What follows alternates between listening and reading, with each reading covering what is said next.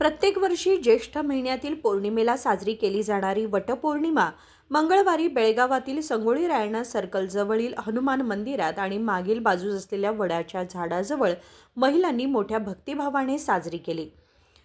सुवासिनी स्त्रिया आपल्या पतीच्या दीर्घायुष्यासाठी आणि देवाच्या आशीर्वादासाठी पूजा अर्चा व उपवासाचे व्रत करतात। हे व्रत विशेषतः विवाहित स्त्रियांकडूनच पार पाडले जाते। वटपौर्णिमा हा दिवस विवाहित महिलांसाठी अत्यंत मंगलमय मानला जातो। वटपौर्णिमेच्या दिवशी विवाहित स्त्रिया उपवासासह व्रत पाळतात। काही जणी 3 दिवसांचे व्रत करतात। त्या सणाच्या 2 दिवस आधीपासूनच पूजन व व्रतास सुरुवात करतात।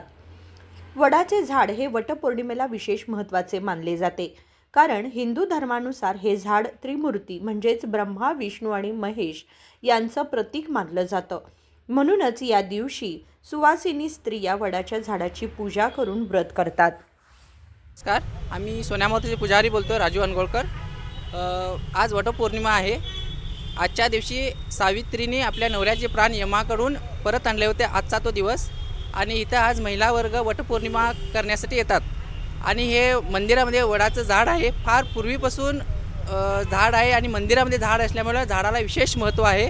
आणि महिला वर्ग इथं आपल्या नवऱ्याच्या आयुष्यासाठी येऊन वडाच्या झाडाची पूजा करतात। आणि मोठ्या प्रमाणामध्ये इथं महिला वर्ग शिवाजीनगर आजूबाजूच्या परिसरातील चव्हाड गल्ली, शिवाजीनगर, आमचं हेडक्वार्टर्स नेहरूनगर, परत बडकल गल्ली, खडगल्ली उत्तरचे महिला वगैरे येऊन इथं पूजा करतात।